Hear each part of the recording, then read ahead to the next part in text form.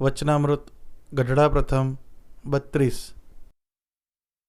સ્વામિનારાયણ હરે સંવત 1876 પોષવદી ત્રીજને દિવસ પ્રભાત સમય શ્રી ગઢડા મધ્યે શ્રી મહારાજ દાદા ખચરના દરબારમાં આથમણી દ્વાર ઓરડાની ઓસરીએ ઢોલિયા ઉપર વિરાજમાન હતા અને ધોળો ખેસ પહેર્યો હતો ને માથે ધોળી પાગ બાંધી હતી ને ધોળી ચાદર ઓઢી હતી ને લલાટને વિશે કેસરની આડ કરી હતી ને ધોળા પુષ્પનો હાર પહેર્યો હતો ને પાગને વિશે ધોળા પુષ્પનો તોરો લટકતો હતો અને પોતાના મુખારવિંદની આગળ મુનિ તથા દેશ દેશના હરિભક્તની સભા ભરાઈને બેઠી હતી ને મુનિ કીર્તન ગાવતા હતા. પછી શ્રી મહારાજ બોલ્યા છે, સાંભળો, એક પ્રશ્ન કરીએ. ત્યારે મુનિ તથા હરિભક્તે કહ્યું છે, મહારાજ પૂછો. પછી શ્રીજી મહારાજ ઘણી વાર સુધી વિચારીને બોલ્યા છે, આ સંસારમાં જે વિષયી જીવ હોય તે પંચ વિષય વિના રહી શકે નહીં. તે જેમ એ વિમુખ જીવને પંચ વિષય છે તેમ હરિજનને પણ પંચ વિષય છે, પણ તેમાં ભેદ છે. તે ભેદ કેમ છે? તો વિષય જીવ તો ભગવાન વિના અન્ય જે ગ્રામ વિષય તેને ભોગવે છે અને ભગવાનના ભક્ત છે તેને તો ભગવાનની કથા સાંભળવી તે શ્રોત્રનો વિષય છે અને ભગવાનના ચરણારવિંદનો સ્પર્શ કરવો અથવા સંતના ચરણની રજનો સ્પર્શ કરવો તે ત્વચાનો વિષય છે અને ભગવાનના અથવા સંતેના દર્શન કરવા તે નેત્રનો વિષય છે અને ભગવાનનો પ્રસાદ લેવો તથા ભગવાનના ગુણ ગાવવા તે જીભનો વિષય છે અને ભગવાનને ચડ્યા એવા જે પુષ્પાદિક તેની સુગંધી લેવી તે જ્ઞાનનો વિષય છે. એવી રીતે વિમુખ અને હરિભક્તના વિષયમાં ભેદ છે અને એવી રીતના વિષય વિના તો હરિભક્તે પણ રહેવાતો નથી. અને નારદ સનકાદિક જેવા અનાદિ મુક્ત છે તેણે પણ એવા પંચ વિષય વિના રહેવાતું નથી. તે સમાધિમાં ઘણા કાળ રહે છે પણ તે સમાધિમાંથી નીકળીને ભગવાનની કથા કીર્તન શ્રવણાદિક વિષયને ભોગવે છે. અને જેમ પક્ષી હોય તે પોતાના માળાને મૂકીને ચરવા નીકળે છે, તે ચારો કરીને રાત્રિ સમયે પોતપોતાના માળામાં જઈને વિરામ કરે છે પણ પોતપોતાના સ્થાનકને કોઈ દિવસ ભૂલીને બીજાને સ્થાનકે જતા નથી. તેમ ભગવાનના ભક્ત છે તે ભગવાનની કથા કીર્તન શ્રવણાદિક એવો જે ચારો તેને ચરીને પોતાનો માળો જે ભગવાનનું સ્વરૂપ તેમાં જઈને વિરામ કરે છે અને વળી પશુ પક્ષી સર્વે જીવ જેમ પોતપોતાનો ચારો કરીને પોતપોતાના સ્થાને કે જઈને વિરામ કરે છે, તે મનુષ્ય પણ જે કાર્ય હોય તેને અર્થે દેશ વિદેશ જાય છે, પણ પોતાને ઘેર આવે છે ત્યારે નિરાત કરીને બેસે છે. એ સર્વે દ્રષ્ટાંત સિદ્ધાંત કયા તે ઉપર તમે સર્વે હરિભક્તને અમે પ્રશ્ન પૂછીએ છીએ. જેમ વિમુખ જીવ ગ્રામ્ય પંચ વિષયમાં બંધાણા છે ને તે વિષય વિના પળ માત્ર ચાલતું નથી, તેમ તમે ભગવાનની કથા વાર્તાનું જે શ્રવણાદિક તે રૂપી જે વિષય તેમાં દ્રઢપણે બંધાઈને એના વિષય થયા છો કે નહીં. અને વળી બીજો પ્રશ્ન પૂછીએ છીએ, જેમ પક્ષી ચારો કરીને પોતાના માળામાં આવે છે, તેમ તમે સર્વે ભગવાનની કથા કીર્તનાદિકરૂપી ચારો કરીને પાછા ભગવાનના સ્વરૂપરૂપી માળામાં વિરામ કરો છો કે બીજે જ્યાં ત્યાં વિરામ કરો છો. અને વળી જેમ ધણિયાતું ઢોર હોય તે સીમમાં ચરીને સાંજે પોતાને ખીલે આવે છે, અને જે હરાયું ઢોર હોય તે ખીલે આવે નહીં, અને જેનું તેનું ખેતર ખાઈને જ્યાં ત્યાં બેસી રહે, પછી કોઈક ધોકા મૂકે કાં વાઘ આવે તો મારે, તેમ તમે તે ધણિયાતા ઢોરની પેટે પોતાને ખીલે આવો છો કે હરાયા ઢોરની પેઠે કોઈનું ખેતર ખાઈને જ્યાં ત્યાં બેસીને વિરામ કરો છો.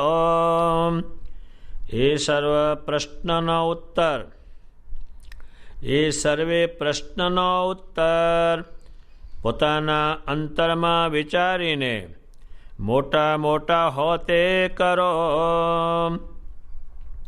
પછી મુનિ તથા હરિભક્ત સર્વે જુદા જુદા બોલ્યા જે, એ મહારાજ, ભગવાનની કથા કીર્તનાદિકના વિષય પણ થયા છીએ, અને ભગવાનની મૂર્તિ રૂપી જે માળો તથા ખીલો તેને મૂકીને બીજે ઠેકાણે રહેતા નથી.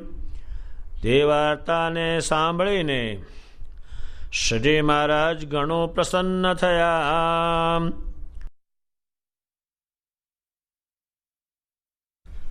આ વચનામૃતમાં ભગવાન સ્વામિનારાયણ બહુ વિચારીને બોલ્યા છે. એ કેટલું મહત્વને પોતે વિચાર કરે, બોલવાનું છે એનો વિચાર કરે છે. ત્યારે આ સંસારમાં વિમુખ જીવ છે, એટલે ભગવાન સ્વામિનારાયણમાં જેનું મોઢું નથી એને વિમુખ શબ્દ વપરાય છે. ત્યારે વિમુખ જે પંચ વિષય ભોગવે છે એનું પરિણામ કાંઈ નીકળતું નથી, એટલે ભોગવે અને ખલાસ થાય, અને દેહ બી ખલાસ થાય, પ્રાપ્તિ એમાં કંઈ નથી.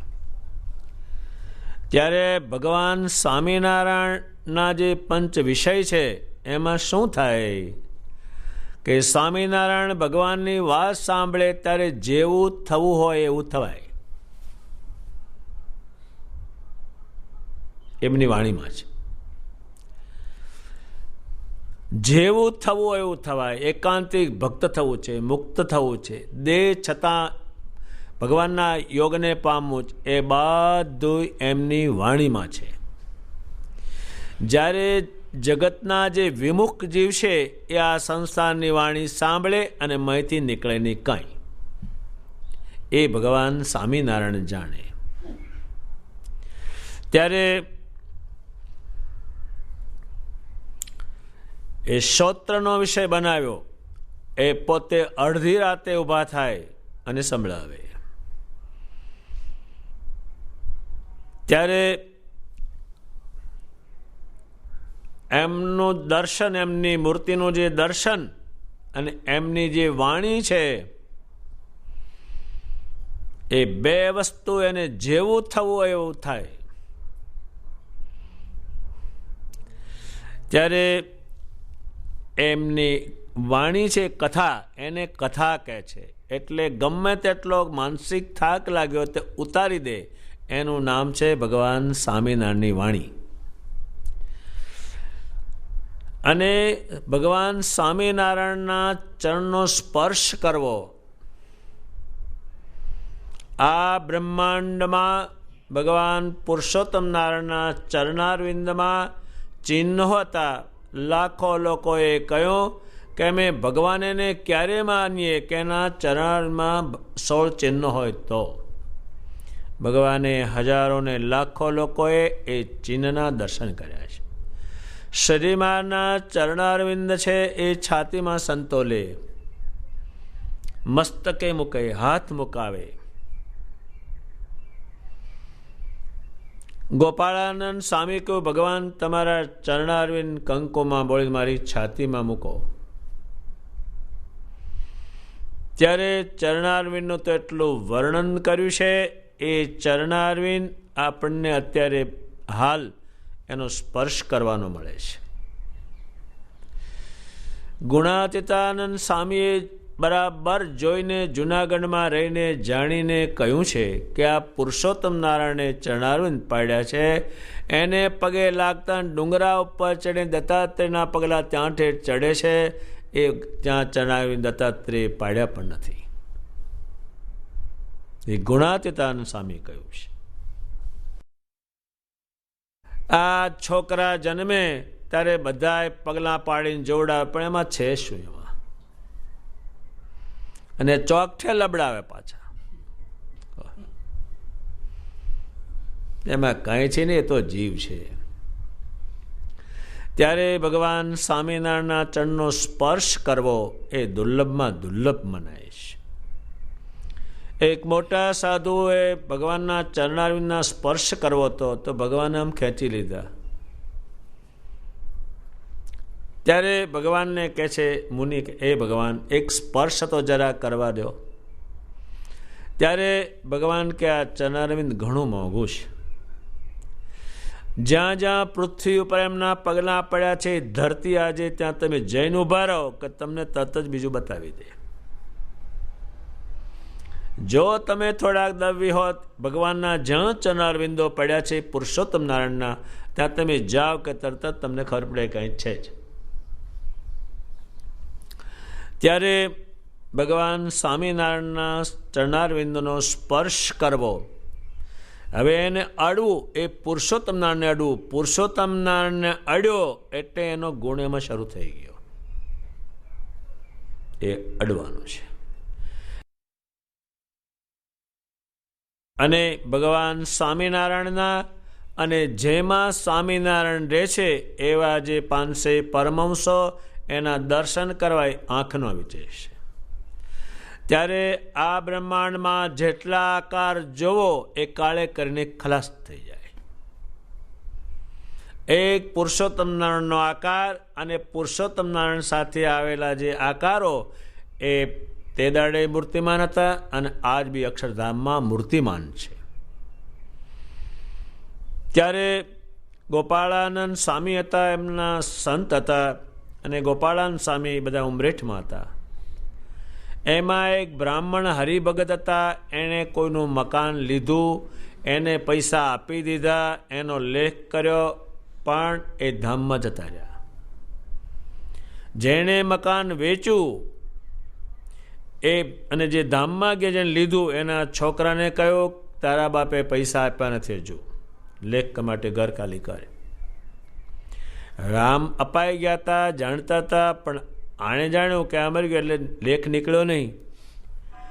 ગોપાળાનંદ સ્વામીને બાળકે વાત કરી કે સ્વામી મારા પિતા ધામમાં જતા રહ્યા, મકાન લીધું, પૈસા આપ્યા, લખાણ કર્યું છે, પણ એ ક્યાં મૂકી જડતું નથી.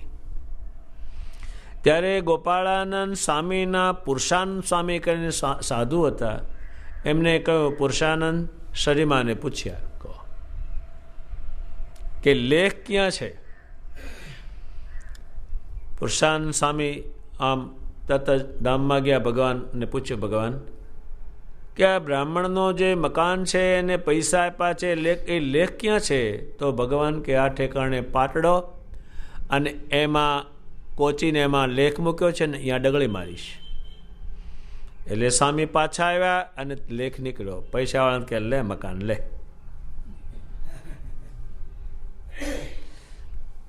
ત્યારે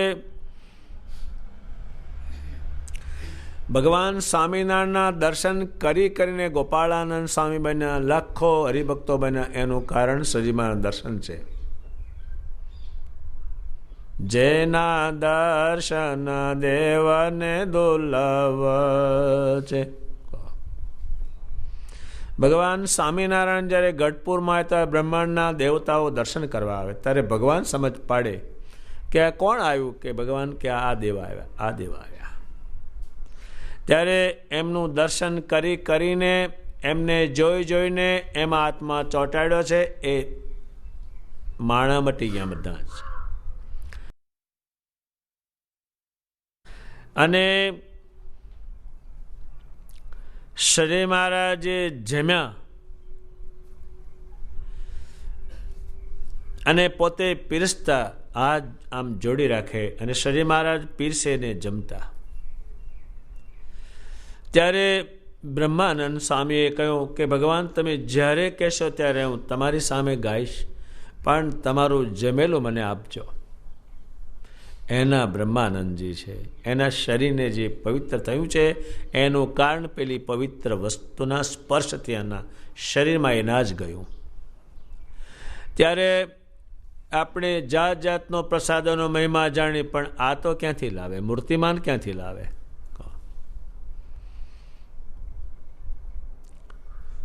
સુરા ખાચર જેવાને ભગવાન આવાના અચ્છેર શેરશેના લાડવા મોઢામાં ભરે અને ફૂંકારા કરે,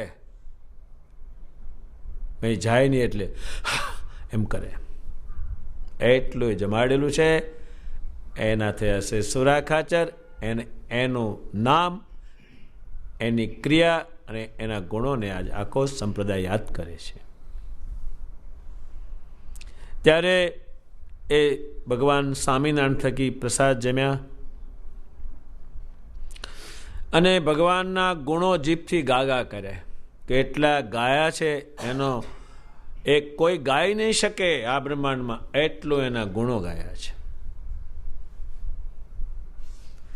તારી મૂર્તિ છે જો નેણાનો શણગાર, નેણાનો શણગાર મારા હૈડા કેરો હાર, તારી મૂર્તિ રે છે નેણુનો શણગાર. એટલા બધા ગુણ ગાયા ભગવાનના. ત્યારે બ્રહ્માનંદ સ્વામી એટલા જ ગુણ ગાય અને જેને નથી લખાણા એણે ગુણ ગાયા છે. એ અસંખ્ય સાધુઓ છે, એટલા ગુણ ગાયના. એ જીભનો વિષય બનાવ્યો હતો. અને જગતના જીવની જીભ શું વાતો કરે, એને નન સંતોએ અને બીજા આગલા સંતોએ દેડકાની જીભ સમાન ગણાવે. નીકળે કાંઈ નહીં, બોલ બોલ કરે આખો દાડો. શ્રી મહારાજને પુષ્પો ચડે. એ વચનામૃતમાં પુષ્પોના નામ આવ્યા. એ કેમ આવ્યા? એ ભગવાનને ચડાય એટલે. અને એ પુષ્પોને રાખી મૂકે. આ દિન સુધી શ્રીમાના ઘણા પુષ્પો જળવાઈ રહ્યા છે. હજારીના પુષ્પો જે ભગવાને પહેર્યા છે એ આ દિન સુધી સંગ્રહી રાખ્યા છે બધા. શેને કારણે સંઘરી રાખ્યા? તો કે તો પુરુષોત્તમ નારાયણે સૂંઘેલા છે, એના શરીરને અડેલા છે. જેમ આપણે મળતી વખતે પાણી લાવીએ ગંગાજી, એટલે ગંગાજીમાં ભગવાને પગ બોળ્યા છે, એને કારણે મોઢા મારેલા, નહીં તો પાણી તો ગામમાં છે જ ને. ત્યારે એ સુગંધી લેતા. કેવડાની ટોપી હતી ભગવાને બનાવેલી પહેરી, એ ભગવાને મુક્તાનંદ સ્વામીના મસ્તક ઉપર મૂકી. અને ભગવાન હાર પહેરાવે ત્યારે તેનો આનંદનો પાર રહે નહીં. એમણે વડતાલથી પુષ્પો જાય પુષ્કળ, એના ભગવાનને ગાદલાની ચાદર બનાવે, તકિયાને ફૂલ પહેરાવે, આખું મકાન લાકડાનું નાનું ઊભું કરે, એમાં ફૂલથી શણગારીને ભગવાનને બેસાડે. એ ફૂલ કિંમતી કેમ બનાવે? કે પુરુષોત્તમ નારાયણનો સંબંધ થયો. ત્યારે જે જગતના વિમુખ જીવ છે એને ભગવાન સંબંધ વગરના બધા વિશે ભોગવે છે, એટલે એમાંથી કાંઈ પણ એને નીકળ્યું નથી. જ્યારે ભગવાન સ્વામિનારાયણના પંચ વિષય ભોગવવાથી દેવ જેવા માણસ બન્યા, આ શરીર પણ એના દેવ જેવા બન્યા. આજ ગોપાળાનંદ સ્વામીને ભૂત પ્રેત કાળ ભૈરવ ડાકણીઓ શાકણીઓ એ બધા હાથ જોડે. અત્યારે એ કેમ જોડે છે? કે પુરુષોત્તમ નારાયણના કારણે. બ્રહ્માનંદ સ્વામી એના કીર્તન ગાવ, એ દુઃખ જાય ને ભગવાન આવે, એ એમના કીર્તન.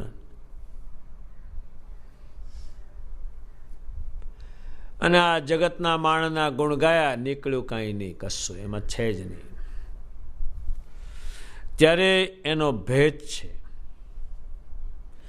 વિમુખ જે વિષય ભોગવે છે એ શરીરને, બુદ્ધિને, વિચારને, સમયને નાશ કરે છે અને આ સર્જન કરે છે. ત્યારે એમાં ઘણો જ ભેદ છે. ભગવાન સ્વામિનારાયણ કહે છે ઘણો જ ભેદ છે. અને નારદ સનકાદિકની વાત કીધી. નારદ અને સનકાદિક એ પણ આમ આંખ મીચીને સમાધિમાં જાય, બહાર આવે એટલે એને આ જ કરવું પડે. ભગવાન સંબંધી જ કીર્તન ગાય, નારાયણ ધૂન કરે. ભગવાને એક બ્રહ્મચારીને, એવા બ્રહ્મચારીતા નાનપણથી બ્રહ્મચારી થયા. ભગવાને એમનું માન એટલું બધું કર્યું. એનું નામ આનંદ સ્વામી હતું. એ સનકાદિકનો અવતાર હતા. ત્યારે એ આપણા બધા સાધુઓ હરિભક્તો ભગવાન કથા કરે ત્યારે સાંભળતા અને સમાધિમાં જતા. એ તો 6 મહિના રહેતા.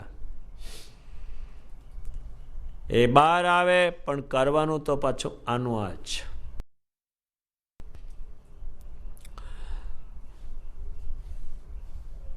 ભગવાન સ્વામિનારાયણની કથા અને કીર્તન એના તમે વિષય થયા છો કે નહીં? એને વિષય, જેમ અફીણીઓ હોય એને અફીણ વગર ચાલી શકે જ નહીં, તેમ તમે અમારી આ કથા કીર્તન એના વિષય બન્યા છો કે કેમ? વળી એ વિજ્ઞાનથી સમજાવે છે.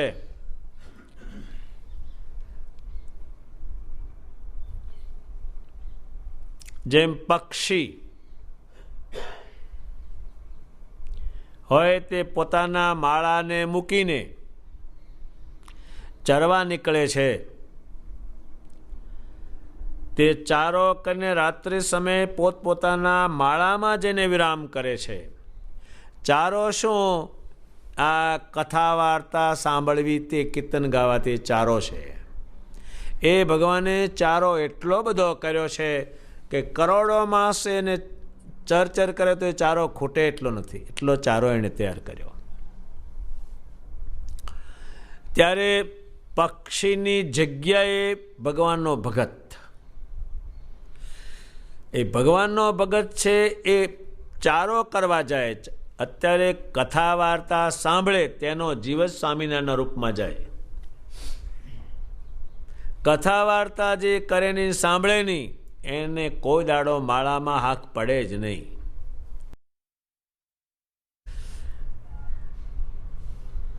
એમ તમે મારી કથા, મારા કીર્તન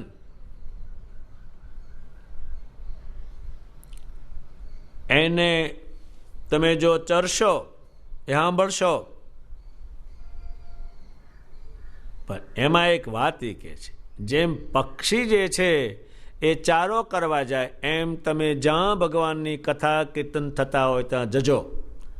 ભગવાને જે કહ્યું કે સાયંકાળે ભગવાનના મંદિર પ્રત્યે જવું, પણ ત્યાં કરવાનું શું હોય છે? કથા કીર્તન ધૂન. ત્યાં તમે જજો. તમે કોઈ ધૂનમાં જશો તો તમને ભગવાન સ્વામિનારાયણ 1 કલાક કરશો, એમાં ક્યારેક પણ આકાર દેખાશે. કથામાં જશો ત્યારે તમારો જીવ સ્વામિનારાયણના રૂપમાં જશે, નહીંતર નહીં જાય. ભગત હોય અને ચારો ન કરે તો એ કોઈ દાડો એને આનંદ આવે જ નહીં. ચારો કરીને પક્ષી પોતાના માળામાં આવે છે. માળો શું? ભગવાન સ્વામિનારાયણ. એમાં તમે આવો છો કે જ્યાં ત્યાં ફરો છો, બેસ જાઓ છો.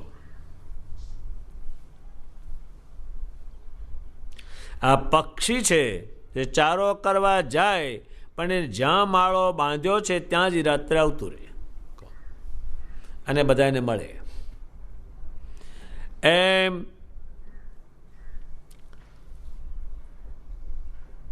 તમે કથા વાર્તા કીર્તન કરીને મારા સ્વરૂપનું ચિંતન, મારા સ્વરૂપમાં આવો છો. કેમ?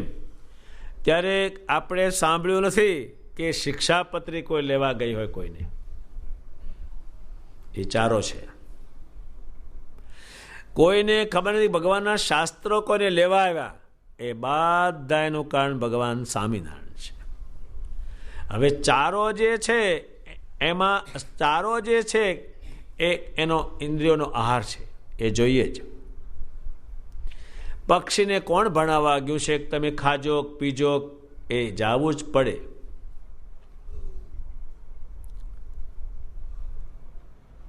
શહેરમાં તમે સવારના પોરમાં 6 વાગે આમ બેસો ક્યાંક, તો 10 વાગ્યા સુધી દોડા દોડ કરે. એ જાય છે ચારો લેવા. સડડ બધા જતા હોય, બધા ચારો કરવા જાય છે. તેમ ભગવાન સ્વામિનારાયણની કથા વાર્તા સાંભળો અને પછી એ માળો જે છે એ ભગવાનના સ્વરૂપમાં, એમાં તમે આવો છો. કેમ? હવે સાંભળી કથા સ્વામિનારાયણની અને જાય ક્યાંક, એ તો મેળ જ નહીં બેસે ને બિલકુલ જ. ત્યારે પક્ષીઓ પણ પોતાના માળાને ભૂલીને જતા નથી ક્યાંય, એ ત્યાં જ આવતા રહે. ત્યારે તમે મારી કથા કીર્તન કરીને માળારૂપી મારું સ્વરૂપ તેમાં આવો છો. કેમ? ત્યારે બધાનું કારણ ભગવાન સ્વામિનારાયણ. જેમને જેમને પરચા પર પોતે જાય. હવે એનું વિજ્ઞાન એટલું છે કે એને સામાન્ય બુદ્ધિનો માણસ કે શ્રેષ્ઠ બુદ્ધિનો માણસ એ સમજી જ પણ ના શકે. એક શિવરામ કરીને વિપ્ર હતા, એ ચોખાનો વેપાર કરતા હતા. તે સિંધ દેશમાંથી ચોખા લઈને આવતા હતા વાણમાં બેસીને. એમાં ચોરે વાણને આતર્યું, એનું વાણ બીજું લાવીને. હવે જે વાણ ચલાવનારા હતા એ તો પડી નીકળી ગયા. જે શિવરામ રહ્યા, જીવરામ, એને માથામાં છરા માર્યા 5-6 અને હાથને બાંધી દીધા અને પાણી ફેંકી દે સમુદ્રમાં, જ્યાં 12 ફૂટ નીચે ઊંડું પાણી. હવે ત્યાં તે નીકળાતું છે કોઈનાથી, અને ત્યાં કોઈ જઈ શકે?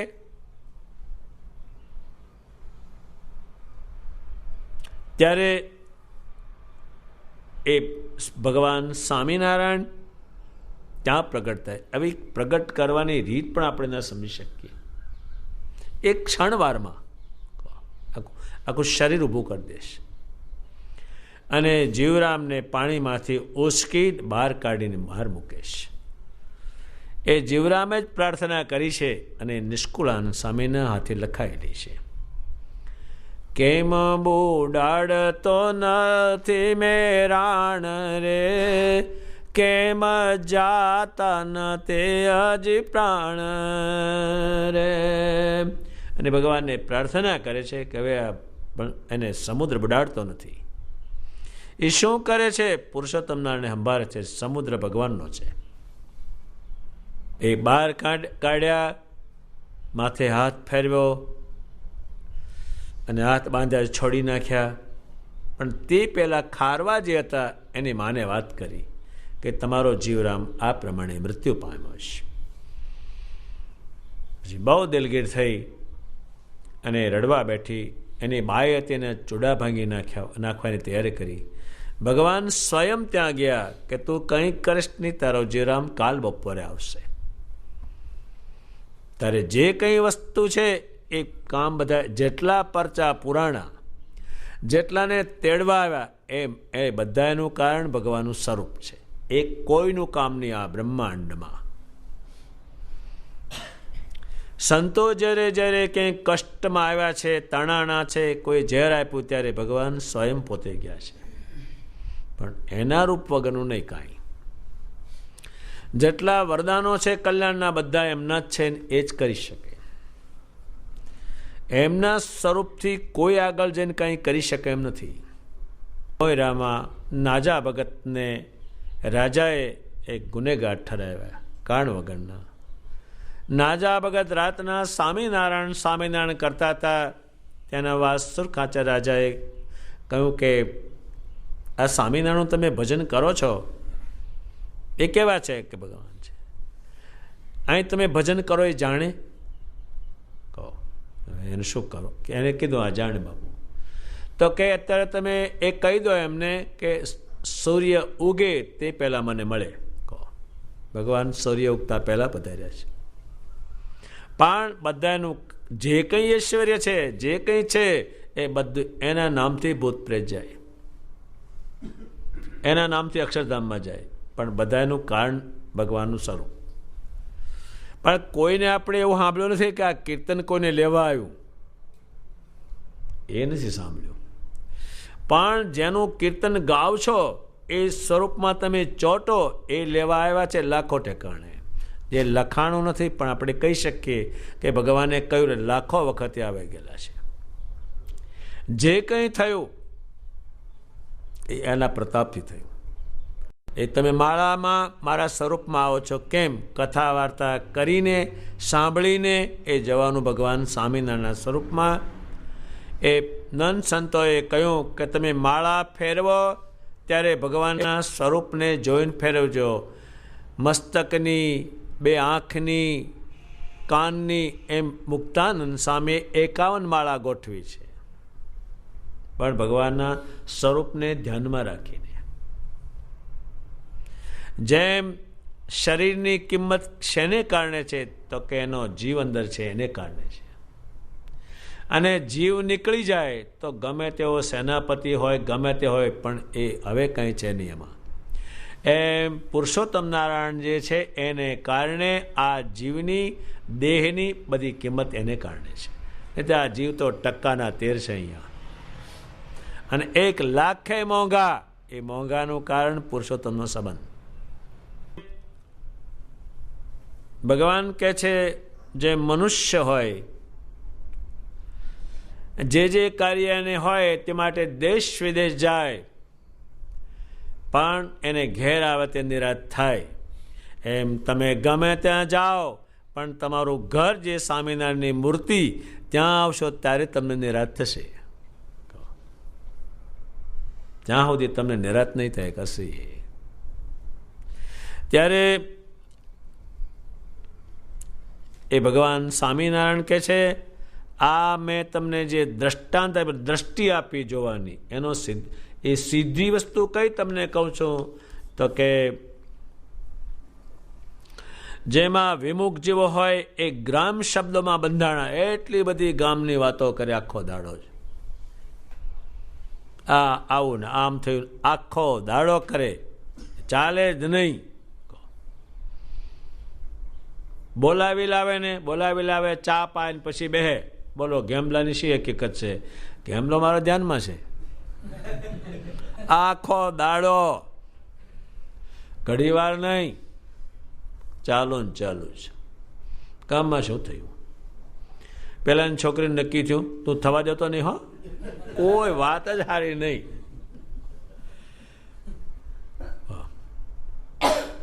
એક ગામમાં બે માણા હતા, તે જો ક્યાંક બેઠા હોય ઓટલે તો વાતોમાં ને વાતોમાં હવાર થઈ જાય, ત્યાંથી બારોબાર નાવા જાય.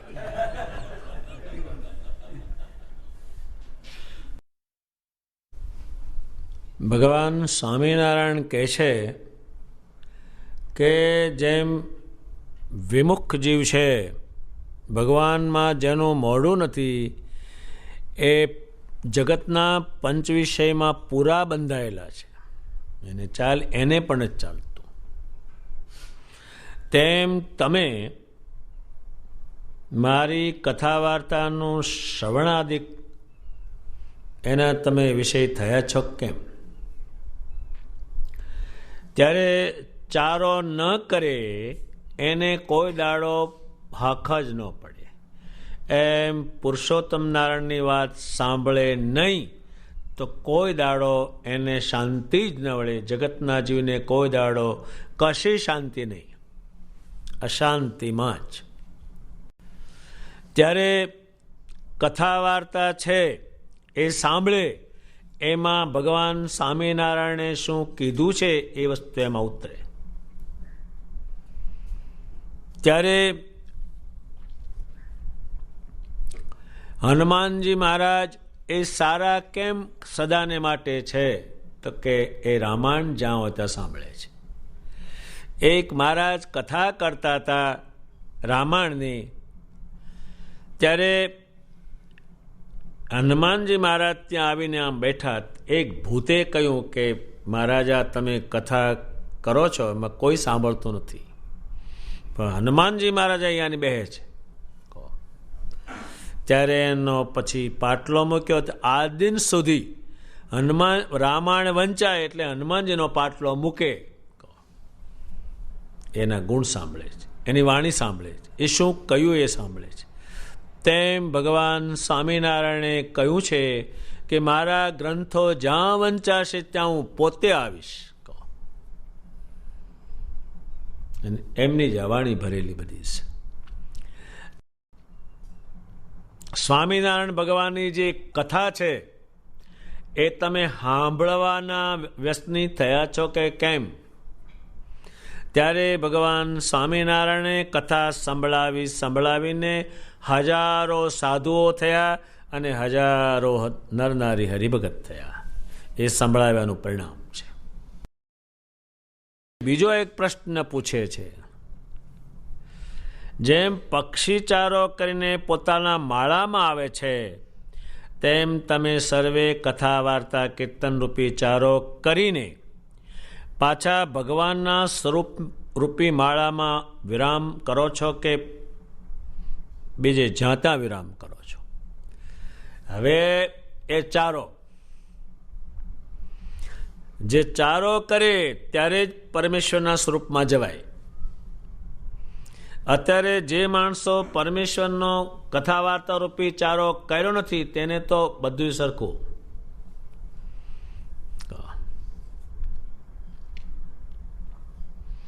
એને કંઈ ખબર જ નહીં કશાયની. ભગવાનનું સ્વરૂપ છે, સ્વરૂપરૂપી માળો. પેલું ચારો કન જે માળામાં આવે છે તે મારી કથા કીર્તન કરીને મારા સ્વરૂપમાં આવો છો કેમ? ત્યારે બધાએ સાધુએ સ્વરૂપનો મહિમા લખ્યો, એનું ધ્યાન કરવાનું લખ્યું, એનું પૂજન કરવાનું લખ્યું. અત્યારે આપણે ભગવાન સ્વામિનારાયણનું પૂજન કરીએ. પેલો ચારો છે અને આ માળો છે. ચારો કરીને બેસવાનું માળામાં, ત્યારે માળામાં નિરાત થાય. એમ સ્વામિનારાયણ આપણે કીર્તન બોલીએ પણ જવાનું એ મૂર્તિમાં. નન સંતોએ મૂર્તિ વિશે તો એટલું બધું એમણે કહ્યું છે, પણ જે બધું કરવાનું છે એ બધું સ્વામિનારાયણને કરવાનું છે. જે કંઈ છે એ બધું સ્વામિનારાયણનું છે.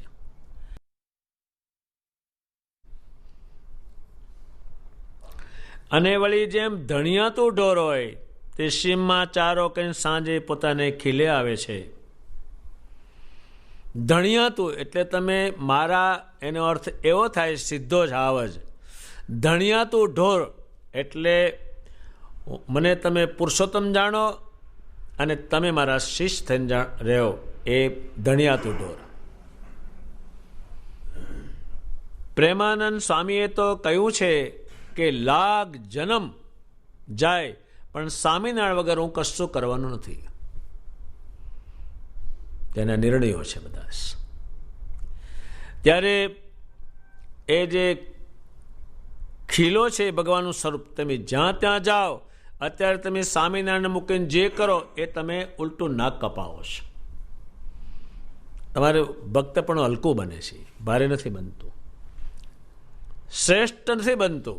નિષ્કુળાનંદ સ્વામીએ લખ્યું છે કે સિંહ હોય એને 7 લાંગણો થાય, ખાવા ન મળે, પણ એ ઘાસ ન ખાય. અને જ્યારે ખાય ત્યારે એને સીધું લોહી પ્રગટ થાય એવું માંસ ખાય કોઈ પ્રાણીનું, પણ ઘાસ ન ખાય. અને હલકું જે કૂતરું છે એ ભૂખ લાગે તો ઘાસ ખાય ખરું, ઘાસને બચકા ભરે, પણ એ કૂતરાથી કોઈ બીવે નહીં, બીવે આ સિંહથી પડીને ભાગે. એમ ભગવાન સ્વામિનારાયણના સંતો થયા, એનાથી ભૂત પ્રેત ઉપદ્રવો એ બધા નાશ પામતા. કામણ ટુમણ કરેલા હોય તો નાશ તોડી નાખતા, એનાથી બધા બીતા.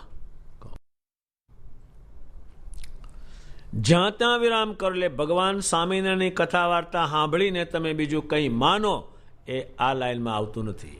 એની કિંમત જ નથી કાંઈ, અને એ કાંઈ કરી શકવાનો પણ નથી, એનાથી થાય જ નહીં. અને હરાયું ઢોર છે. હરાયું એટલે ચારે બાજુ રખડનારું, જ્યાં ત્યાં જનારું. જેને હોય તેને કે મારા આશીર્વાદ આપો, 2 છોકરા થાય. એ મારે પાપા મારે ચેલા હાથર, તને ક્યાંથી થવાનું છે? જ્યાં હોય ત્યાં એ કાંઈ થવાનું નથી. અને જાય છે એટલે કિંમત એની ઘટે છે, વધતી નથી. જેમ કોઈ પતિવ્રતા સ્ત્રીઓને બીજાના ખંભે હાથ મૂકે તો એની પ્રતિષ્ઠા ઓછી થાય છે, એ વધતી નથી. ત્યારે હરાયું ઢોર એટલે પુરુષોત્તમ નારાયણના સંબંધ વગરનું છૂટું ઢોર. એ છોટા ઢોરા બહુ છે, એ ભગવાને જોયેલા છે, રખડતા જ હોય જ્યાં ત્યાં. મારે જે લાકડું આપ્યું તે દાડનું ઘરમાં હાક આવી ગયું છે. શું ભાઈ હાક આવી ગયું? હજુ જવાન થશે એ પછી ક્યાં જશો? આમ નમ કરે. મારા જે મને તાંબાનો ટકડો આપ્યો છે 3 ખૂણીઓ, તે દાડનું ઘરમાં હરખું હાલે છે. આવા છે હરાયા ઢોર. હરાયાની સાથે સરખાવે છે એટલે પુરુષોત્તમ નારાયણમાં બંધાયેલા નહીં. એ બંધાયેલા નહીં ક્યાંય, છોટા હરાયા રખડતા હોય બધી. મારા માથા પર હાથ મૂકો, એ ઘણો ગાંજાએ મૂક્યો છે.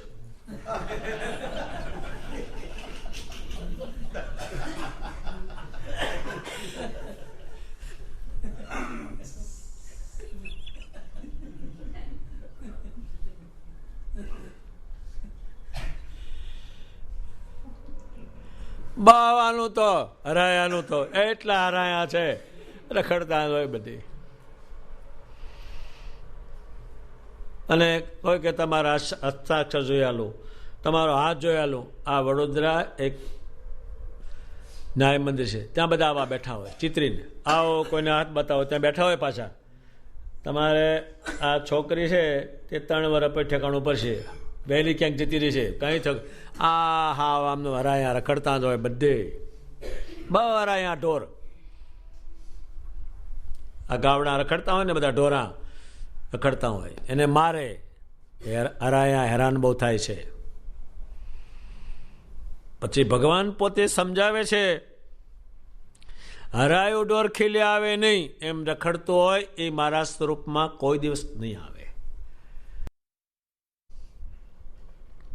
એ હરાયું ઢોરને શું થાય તો કે જે સ્વામિનારાયણમાં બંધાયું નથી એ હરાયું છે, રખડતું ફરે છે. ત્યારે હરાયા તો એટલા હેરાન થાય છે, એ દુઃખી થાય છે. પચા ધર્મ લાવે ઘરમાં પણ ક્યાંય હાંધો ન મળે. બાવો બેઠો બેઠો જપે અને જે આવે એ ખપે.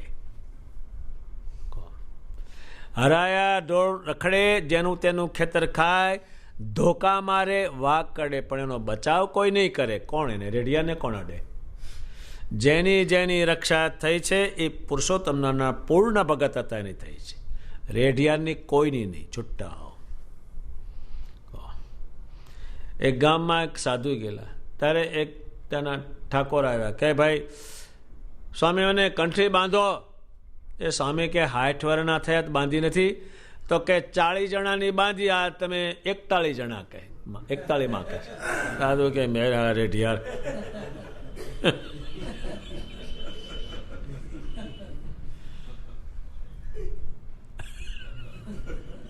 આવા રેઢિયાર છે. ખેતર ખાય કોકનું, જ્યાં ત્યાં જાય, કઈ ખાઈ આવે. આજ આનો પ્રસાદ ખાધો, આજ આનો પ્રસાદ ખાધો, પણ રેઢિયાનો ધણી કયો?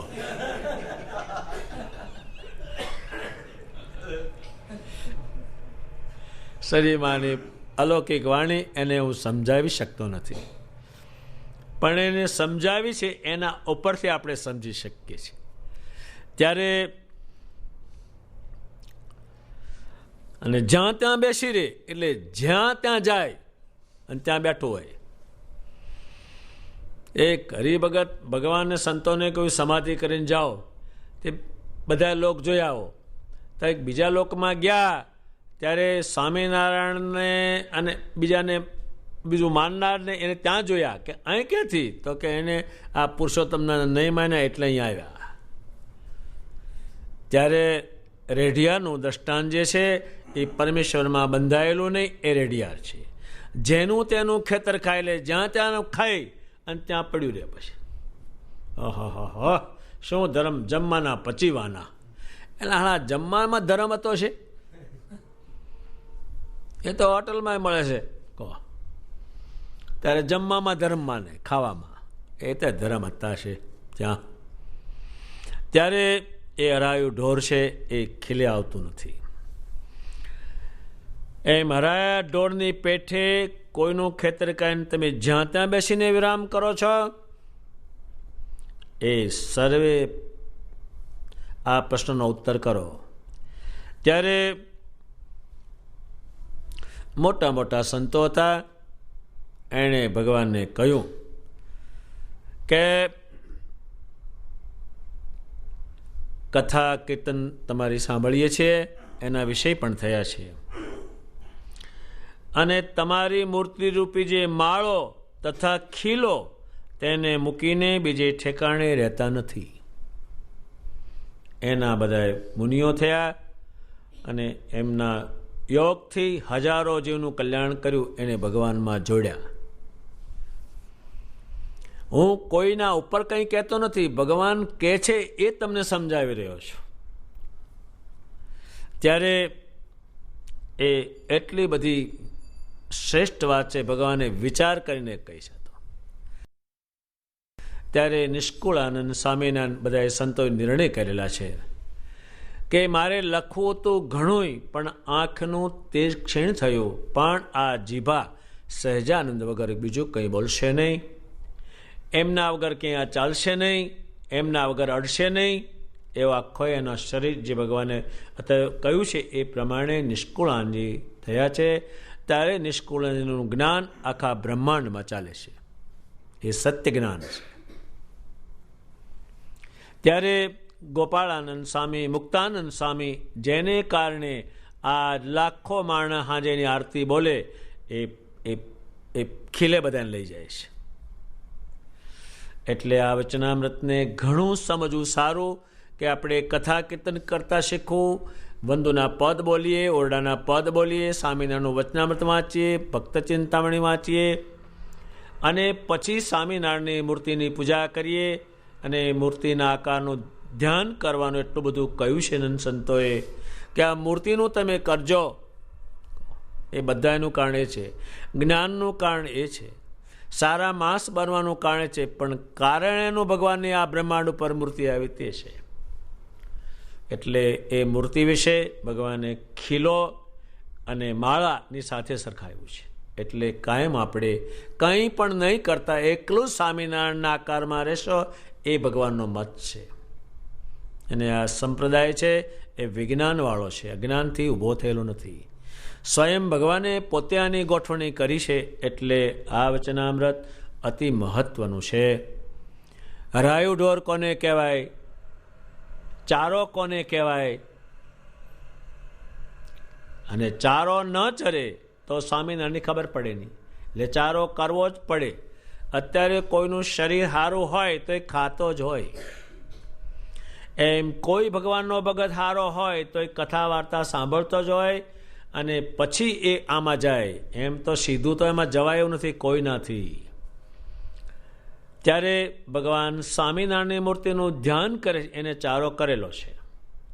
એની માનસી પૂજા કરે, એનો સ્પર્શ કરે, એને દંડવત કરે, એને પ્રણામ કરે, એની આરતી ઉતારે, એની પાસે કીર્તન બોલે, વંદુ સહેજા નંદ રસરૂપ અનુપમ સાર નેરે લોલ, જેને ભજતા છૂટે ફંદ કરે ભવ પાર નેરે લોલ. એ ગાય અને પછી પેલા આકારમાં એ ગાયેલું છે આકારનું. અને દુનિયાના જે કીર્તનો છે આકાર વગરના છૂટા છે. હાવ આકાર કોઈ ન પકડે. એ તારે હજાર હજાર હાથ, હવે જોયેલા કોઈ દાડો આ 2 હાથવાળા અહીં આવ્યા જાણતો નથી, અહીં 1000 હાથવાળું કોઈ આવ્યું છે, આમનું ચલાવી રાખે. એ તને કયા નામે લખવી કંકોત્રી, ભાઈ જેને હાથમાં આવે લખી નાખીને હાવ છોટું છટ. હાવ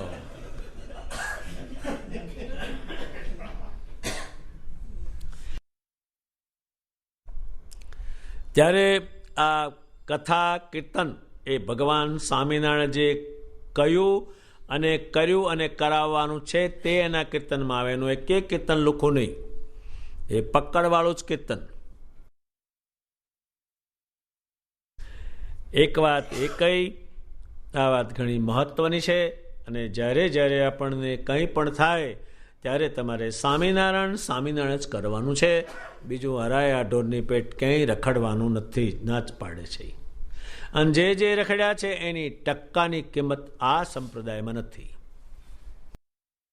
અને વળી તેને તે દિવસ બપોરનમ તે સજે મારા દાદા ખાચરના દરબાર વચ્ચે લીમડા તળે ઢોલિયા ઉપર બિરાજમાન હતા. અને પોતાના મુખારવિંદની આગળ મુનિ તથા દેશ દેશના હરિભક્તની સભા ભરાઈને બેઠી હતી. ને પોતે વાસુદેવ નારાયણના મંદિર સન્મુખ વિરાજમાન હતા. અને મુનિ કીર્તન બોલતા હતા. પછી શ્રીજી મહારાજ બોલ્યા, જે હવે તો પ્રશ્ન ઉત્તર કરો. પછી દીનાનાથ ભટ્ટે તથા બ્રહ્માનંદ સ્વામીએ પ્રશ્ન પૂછ્યો છે. કોઈ સમય તો ભગવાનના ભક્તના હૃદયમાં આનંદથી ભગવાનનું ભજન સ્મરણ થાય છે ને ભગવાનની મૂર્તિનું ચિંતન થાય છે. અને કોઈ સમય તો અંતર ડોળાઈ જાય છે ને ભજન સ્મરણનો સુખ આવતો નથી. તેનું શું કારણ છે? ત્યારે શ્રીજી મહારાજ બોલ્યા, જે એને ભગવાનની મૂર્તિ ધાર્યાની યુક્તિ આવડતી નથી. ત્યારે મુક્તાનંદ સ્વામીએ પૂછ્યું છે કેવી રીતે યુક્તિ જાણવી?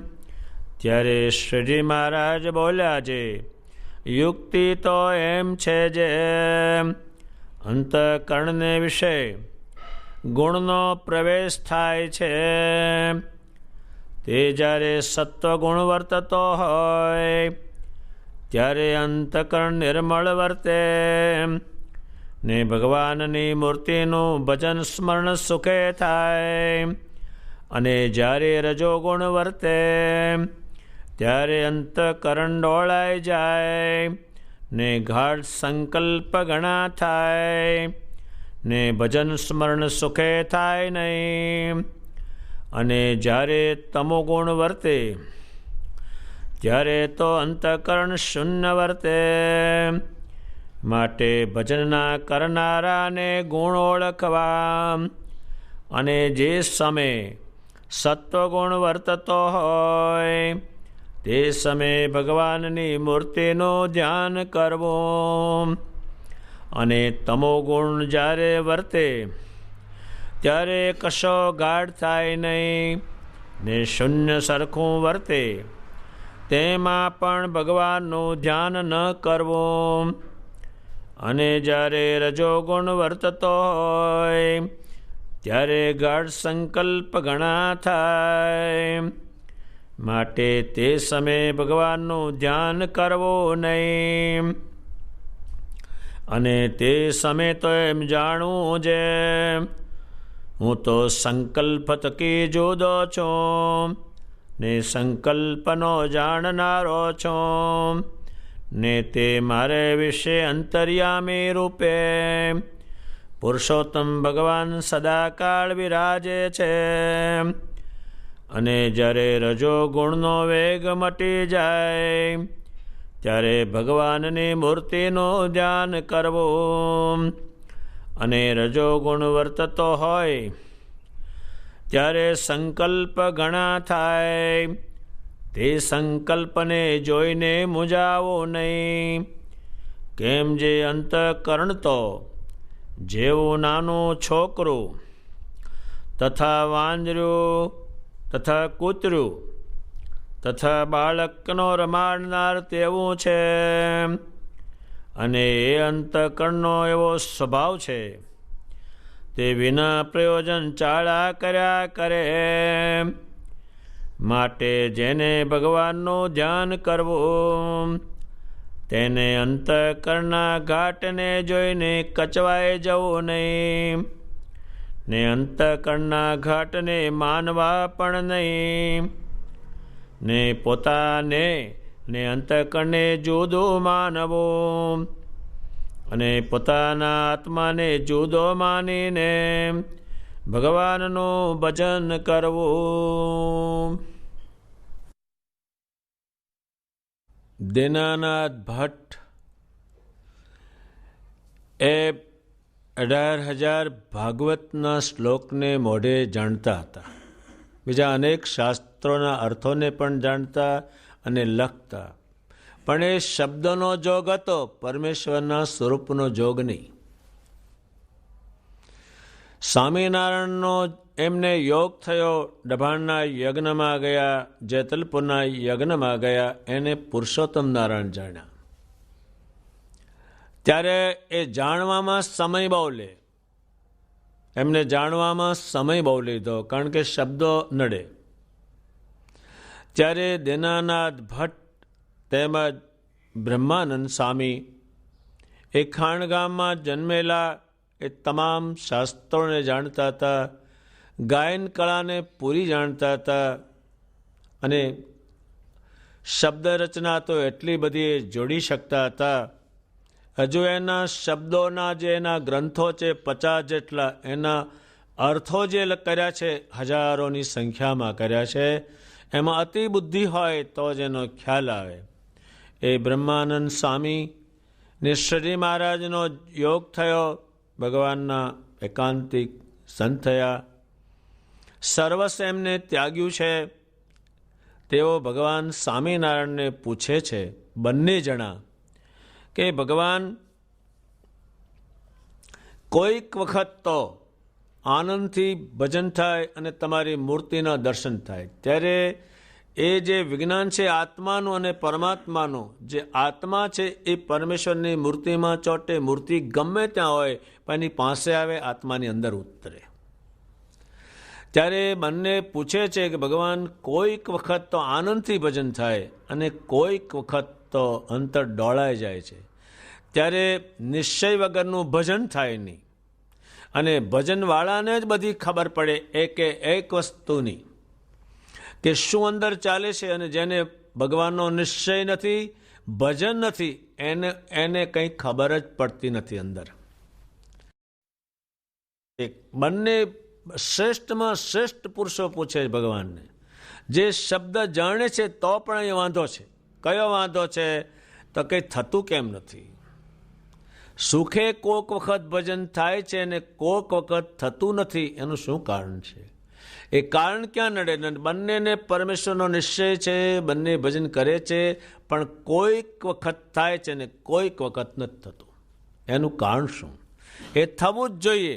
અને ભજન થયું એટલે ભગવાન રહ્યા જ છે, અને ભગવાન રહ્યા છે એટલે ભજન થાય જ. બે ભેગું છે. સ્વામિનારાયણ ભગવાને બંનેને શું સમજાવશે? એમને યુક્તિ સમજાવશે.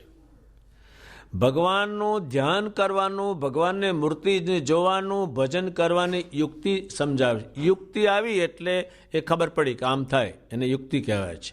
એને યોગ કરે આ પ્રમાણે થાય. ત્યારે યુક્તિ જે આવી ત્યારે ગુણોનો પ્રવેશ એની અંદર થાય. અંતકરણમાં જે કંઈ થાય અંદર, એ અંતઃકરણ એને કહે છે. એટલું બધું એ કરી શકે છે, એને અંતકરણ કહે છે. હવે અંતકરણમાં શું હોય? એમાં સત્વગુણ હોય, આવે એ અંદર ઉતરે.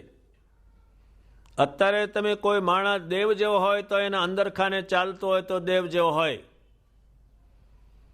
અને વિચિત્ર તમને લાગે તો અંદર ખાને બીજું કંઈક ચાલે છે. ચાલવાનું અંદર, જવાનું અંદર, ખેલ બધો અંદર. ત્યારે સત્વગુણ એટલે છેલ્લામાં છેલ્લો કયો ગુણ? એનું નામ સત્વગુણ કહેવાય. જેમ આપણે પૃથ્વી, એમાંથી થયેલું ઘાસ, એમાંથી ભેંસ ખાય, એમાંથી દૂધ બને, દૂધમાંથી દહીં બને, દહીંમાંથી માખણ બને, માખણમાંથી ઘી બને, ઘીમાંથી વીર્ય બને, વીર્યમાંથી મનુષ્ય ઉત્પન્ન થાય. એનું એ યુક્તિ કહેવાય. ત્યારે સત્વ જેને કહેવાય, સત્વ ગુણ એટલે સત્વ એટલે છેલ્લામાં છેલ્લો ગુણ, એ ભગવાન ભજવાનો છે. એટલે આપણા અંતકરણને આપણે બગાડી નાખીએ એટલે પછી ભજન ન થાય. કોઈને તમે મારો, ગાળ દો, તોફાન કરો, એ થાય જ નહીં, મરી જાય તોય. એટલે આને સાચવી, આને અંદર સાચવવું એક બુદ્ધિનો વિષય છે. કોઈની જોડે તમે તીખા સ્વભાવથી બોલો, ભજન ખલાસ. કોઈને તમે આમ ધક્કો માર્યો એટલે ભજન ખલાસ. કોઈનું અપમાન કર્યું એટલે તમને ત્યાં ખબર પડે. એ બધા મશીનો મૂકેલા અંદર, એ ત્યાં તમને ખબર પડે. ખબર પડે કોને? ભગવાનનો નિશ્ચય હોય અને ભજન કરતો હોય તેને. અને જેને અંતકરણમાં બીજા ગુણો છે એ નુકસાન બહુ કરે, એ ઉતરે અંદર.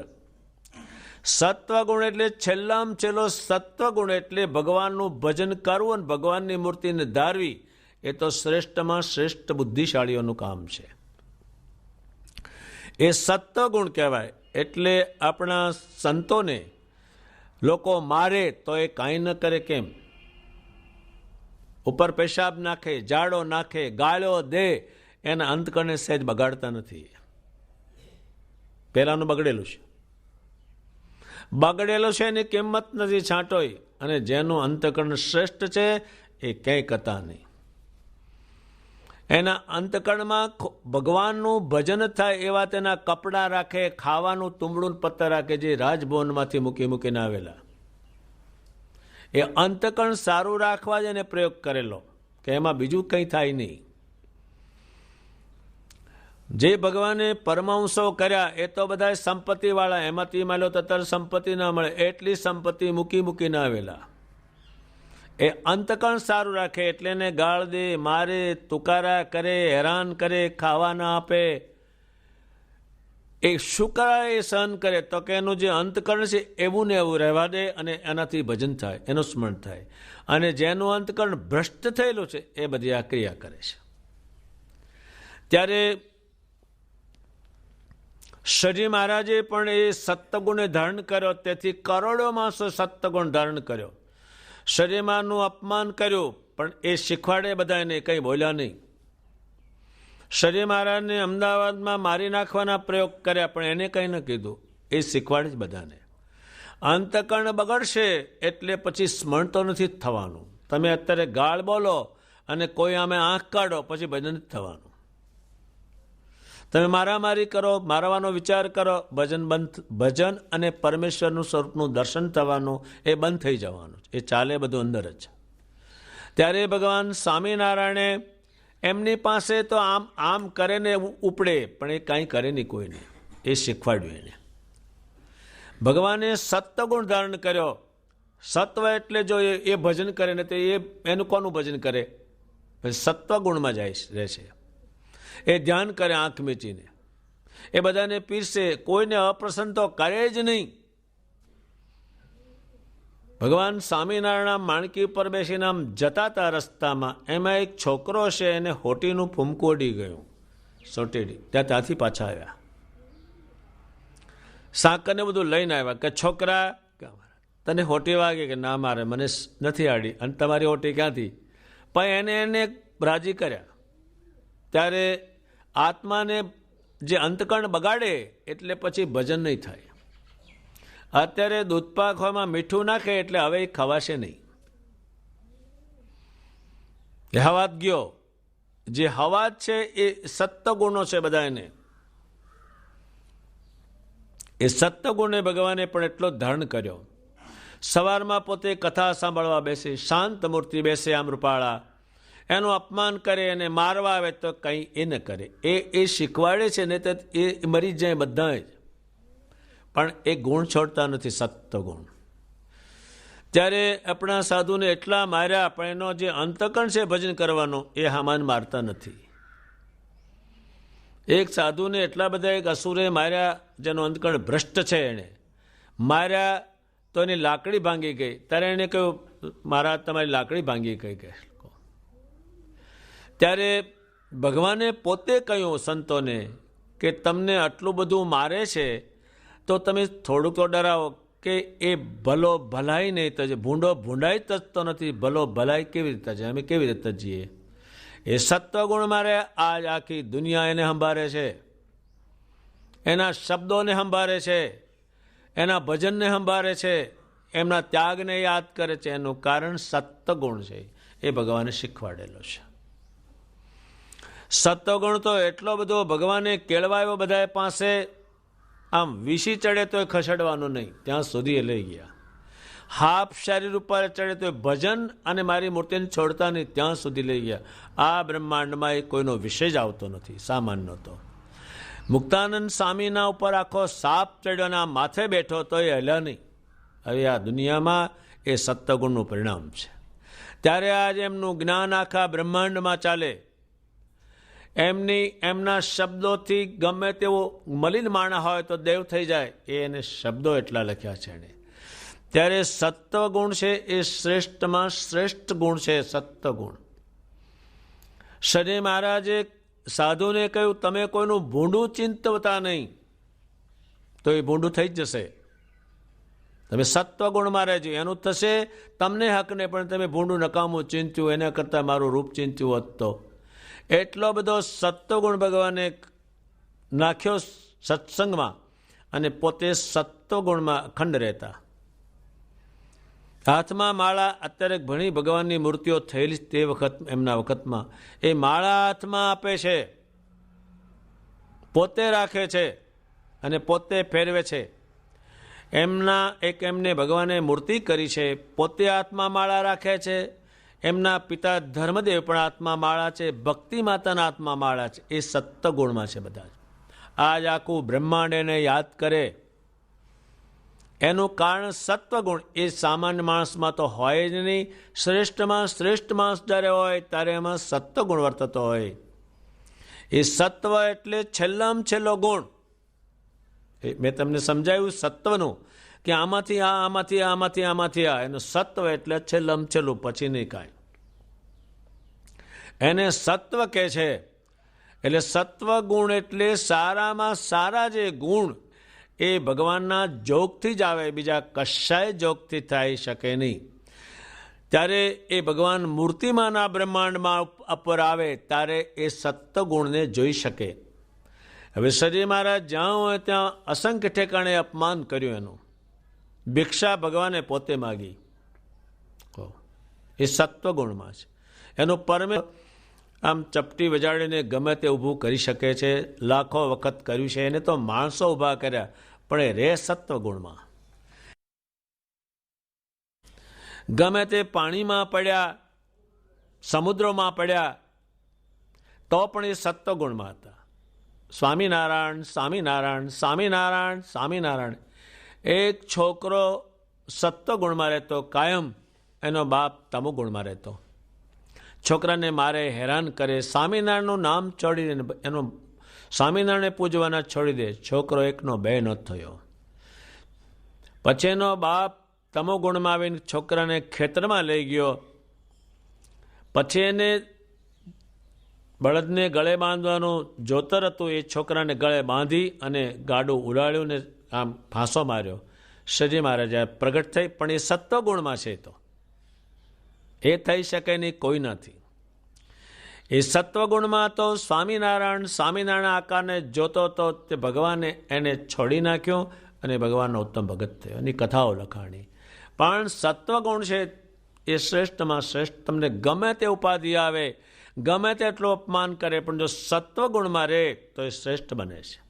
પણ એ સામાન્યમાં એનો વિષય નથી. જે શ્રેષ્ઠમાં શ્રેષ્ઠ ગુણ હોય, ભગવાનનો જોગ થયો હોય, ભગવાનના શાસ્ત્રોનો જોગ થયો હોય, ભગવાનના સંતોનો જોગ થયો હોય, ભગવાનના સ્થાનનો જોગ થયો હોય, ત્યારે એમાં સત્વગુણ ઉતરે. કે આપણામાં નહીં જેટલો સત્વગુણ છે તો પણ તમને શ્રેષ્ઠ કહે છે. કે સ્વામિનારાયણના ભગત બહુ સારા, એક સહેજ સત્વગુણ છે, વધારે નહીં. ત્યારે સત્વગુણ એટલે સ્વામિનારાયણ ભગવાનમાં જીવને ચોંટાડવો અને એનું ભજન કરવું, એનું નામ છે સત્વગુણ. અને જેટલો સત્વગુણ તમારામાં રહે એટલા ગુણ વધતા બહુ જાય છે, પ્રતિષ્ઠા વધતી બહુ જાય છે, અને ઘણું મોટું કામ થતું જાય છે. પણ એ સત્વગુણનું કામ છે. અને જેટલો સત્વગુણ તમારામાં રહે એટલા ગુણ વધતા બહુ જાય છે, પ્રતિષ્ઠા વધતી બહુ જાય છે, અને ઘણું મોટું કામ થતું જાય છે. પણ એ સત્વગુણનું કામ છે.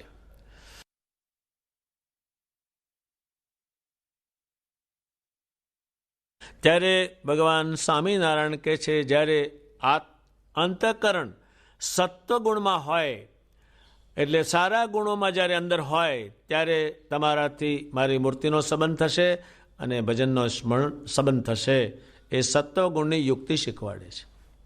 એ સત્વગુણ વગર કોઈ દાડો ભજન થઈ શકે નહીં. અને ભજન ખાય લૂકવું તો ભગવાનનો આકાર એ અંકળ ના પકડી શકે, કારણ કે અંદર ડોળાઈ ગયું છે.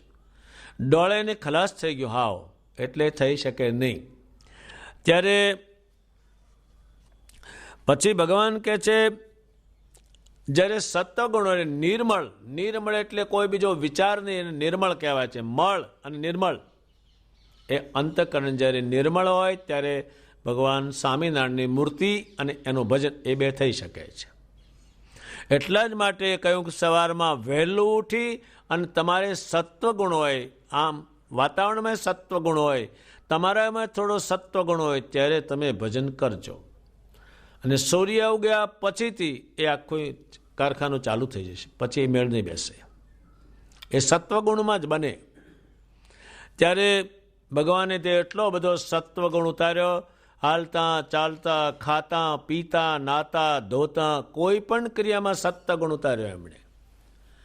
ત્યારે એ સામાન્ય માણસ કદાચ વાંચે, થઈ શકે નહીં. ગુણ બીજા છે એટલે. નહીતર એમણે તો આમ હાલીએ તોય સ્વામિનારાયણ અને એનો આકાર જોતો જવાનો. ચાલવું, હાલવું, ચાલવું, ખાવું, સ્વામિનારાયણ, એ સામાન્ય માણસનો એ લાઈન જ નથી. કારણ કે એના ગુણ બીજા છે ને, કરવા જાય છે થાય નહીં તો કોઈ દાડો. અત્યારે ભણ્યો ન હોય અને એની પાસે પેન હોય 2000 રૂપિયાની, કાગળ હોય ખરેખરો, પણ લીટા વાગે એમાં અક્ષર ન થાય કે થાય નહીં. તેમ સત્વગુણ છે ભગવાને એટલો બધો ઉતાર્યો, એને હાલતા ચાલતા ખાવું પીવું નાવું તો એ સ્વામિનારાયણ એ સામાન્ય માણસ કરી શકતો જ નથી, જાણી શકે છે, ગુણ નથી એટલે પેલા. ત્યારે ભજન અને એની મૂર્તિનું સ્મરણ, એ તમને મૂર્તિ હોય ભગવાનની સ્વામિનારાયણની, એને પગે લાગ કરવું, જોજો કરો, એને હાર પહેરાવા, એને પાણી પાવું, એ તો શ્રેષ્ઠમાં શ્રેષ્ઠ બુદ્ધિનો વિષય છે.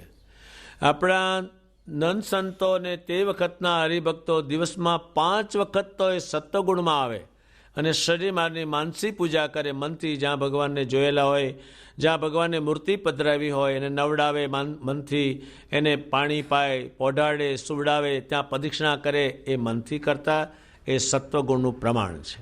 એ સામાન્ય ગુણ ના હોય જેમાં સત્વગુણ ન હોય. સત્વ એટલે પરમેશ્વરને ઓળખ્યા નથી એ કંઈ થઈ શકે નહીં. એ ભજન જ ન થાય નથી, સ્મરણે થાય નહીં, ભજને થાય નહીં, અને મૂર્તિનો સંબંધનો ખ્યાલ જ નહીં એને કંઈ જ. ત્યારે સત્વગુણ ભગવાને સમજાયો અને એમને ધારણ કર્યો, અને એ હોય ત્યારે તમે ભજન કરજો. એટલે નંદ સંતો સામાના તમોગુણને ખાઈ ગયા, રજોગુણને ખાઈ ગયા, એને અડ્યા નહીં કોઈ ચીજ. મોટો મહેલ દેખાડે તોય એનું ગણિત હોય કે ઢેખાડા છે, પૃથ્વીના ઢેખાડા, એમાં શું જોવાનું? એટલા સત્વગુણમાં ગયા. બીજો છે રજોગુણ. રજોગુણ જે છે એમાં ગાઢ સંકલ્પ બહુ થવાના. રજોગુણ એટલે આ પૃથ્વીમાંથી જે બહાર નીકળે છે એનું ચિંતન થાય, એ રજોગુણ છે. રજમાંથી નીકળેલો એ પરમેશ્વરનો એક એમાં ગુણ નો આવ્યો. રજોગુણ એટલે ખાવાનું પીવાનું સાધન સાહેબી વસ્તુ, એનું ચિંતન, એનું એ આ પૃથ્વીમાંથી નીકળેલું છે, એ રજોગુણ છે. એટલે ભજન નહીં થાય, એ થવા જ નહીં દે, કારણ કે એના જ વિચાર થાય. જે પરમેશ્વરનો ગુણ હતા, જે ધ્યાનનું, ભજનનું, કથાનું, એ આમાં નહીં આવે બિલકુલ. અત્યારે જેટલા માણસ રજોગુણી એટલા ભજન નહીં. કરોડો રૂપિયા હોય, સાહેબી હોય, તો એનાથી કંઈ પણ નહીં થાય, સત્કર્મ નહીં થાય, કંઈ નહીં થાય, કારણ કે રજોગુણ એને પ્રાપ્ત થઈ ગયો છે. ત્યારે એ રજોગુણ છે એ ગાઢ સંકલ્પ બહુ કરે. એટલે ભગવાન કહે છે, હે બ્રહ્માનંદજી, એ દીનાનાથ ભટ્ટ, જ્યારે તમે રજોગુણ વધે એટલે તમે કંઈક પ્રવૃત્તિ કરો, કંઈક કામ કરો, ત્યારે તમે ભજન કરવાનું કરશો તો નહીં થાય, તે ઘડી નહીં થાય. એ પૃથ્વીના ઘાટ આવ્યા. પૃથ્વીનામાંથી રજોગુણ કહેવાય છે. અત્યારે રજોગુણી માણસ કોઈ દાડો ભજન કરે જ નહીં. એ કરે તો સોનું પહેરે, સારા કપડાં પહેરે, લુગડા પહેરે, ત્રાહો હાલે, ફલાણું ઢીકડું, આમ ને તેમ ને. એ રજોગુણની વસ્તુ આવી, એમાં એ ભજન કરી શકે નહીં અને ભજન થવાનું નથી, કોઈ નથી જ. મોટો રાજા હોય તોય નહીં થાય, એનાથી નહીં. રજોગુણ આવી ગયો એટલે એના ગાઢ સંકલ્પ અંદર બહુ થાય. ત્યારે દુનિયામાં રજોગુણનું જે પ્રમાણ છે એ કંઈ સારું કામ કરી શકતા નથી, થઈ શકતા નથી, અને રજોગુણમાં એનું મૃત્યુ થાય રજોગુણાથી જ. બીજું કાંઈ મેળવી શકતો નથી. એ જડ વસ્તુ મેળવી અને જડ એને છોડી દે, જડને એ છોડી દે છે, જડ એને છોડી દે છે, બે છૂટી જાય છે. ગમે એટલી સાહેબી કરી હોય તો બી ખલાસ. ત્યારે એ રજોગુણ છે, ત્યારે ભજન નહીં થાય અને ભગવાનની મૂર્તિનું ચિંતન નહીં થાય. પહેલા સંકલ્પ અંદર ચાલે બહુ જ. રજોગુણના સંકલ્પ પછી બહુ ચાલે, અને એમાંથી એ થાય, થવા જ ન દે. એ રજોગુણ ચાલે છે. એટલે આપણા નંદ સંતો એક વાડીએ ગયા, નાહ્યા, ભગવાનની માનસી પૂજા કરી, અને મોટા સંતને એમ કે જેણે કો આંક્યો ને એના પાણીથી આપણે નાહ્યા તો આપણે ભગવાનની બે વાત કહીએ ને સ્વામિનારાયણનું નામ લેતો કરીએ. ત્યારે સંતો કહે છે, અહીં ઘડીભાઈ કો બંધ રાખીને બેહો અને વાત સાંભળો. તો કે વાતે ઘઉં પાકવાના છે, ન કો છોડ્યો. પછી મારા સંતોએ કહ્યું કે અમારા સંતો કો આંખ છે, તમે ઘડી બેહો. તો કે બળદિયા ભડકે.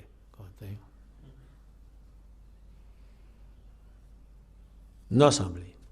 શું હતું રજોગુણમાં? તો એણે શું ગોખેલું કે 40 વીઘાના ઘઉં છે, આટલા ઘઉં થશે 2000 મણ, પછી એની મેળી કરવી છે, એ ઘોડી લાવવી છે અને છોકરો પણ ના હોય. આ એણે ગોખી રાખેલું. એક તે ભગવાનનો સંકલ્પ એમાં હોય જ નહીં. પછી એને ઘઉં કર્યા, મોટા થયા, પણ એ ભગવાનની મરજીથી તો ગમે તે થયો, પણ ઘઉંની ડૂંડી હતી એ બધી રાખોડી થઈ ગઈ, કાળી થઈ ગઈ, ઘેરું પડ્યો હતી. એક શેરે ઘઉં ન પાક્યા. ત્યારે આ પટેલ કહે છે કે ભગવાને બધી મારી જે બાજી બગાડી નાખી. આ બધાની બાજી એ તો બગડે એકની, કોઈની રહેતી છૂટી જાય, બધાની બગડેલી છે બધાની. ત્યારે સત્વગુણ ને રજોગુણ, રજોગુણમાં બધું એ જ તમે આપણે વધારે રજોગુણ તરફ, રજોગુણ છે એ કોઈ પણ કામ નથી આવતો, અને રજોગુણ બહુ જ રહે એટલે ગાઢ સંકલ્પ બહુ થાય, એટલે ભગવાનનું ચિંતન એમાં થવાનું નહીં, અને એ કરે પણ નહીં, અને કરવા જાય તો એ થાય નહીં. એની યુક્તિ બતાવશે, નહીં થાય. અને ઘાટ જ બહુ ચાલશે અંદર જ. એક અત્યારે છોકરો કોને પરણાવો હોય ત્યાંથી ઘાટ શરૂ થઈ જાય ને બહુ જ, અને એને તમે મંદિરમાં લઈ જાઓ, એ મંદિરમાં જ ન બેહે ને. એક પટેલ હતા, એને વાડી હતી બહુ સરસ, અને જોડે કુંભારના ઘર હતા, અને 40-50 ગધાડા હતા ત્યાં. હવે આ ગયો ગઢડે, કઈ સમયો છે ગયેલો, પણ રજોગુણ ભર્યો છે એટલે એ મેળા પર હૂતો. પછી એને રજોગુણ શરૂ થયો.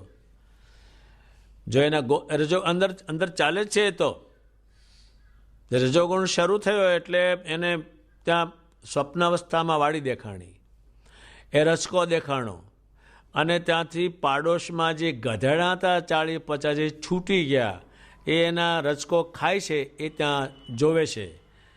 એ જોવે છે એટલે ગધેડાના તગડવા માટે લાકડી લઈ અને મેળા પરથી દોટ મેલી ભસ્તણ પડ્યો 50 ફૂટ. અહીં ક્યાં હતા ગધેડા? એટલો રજોગુણ હોય છે.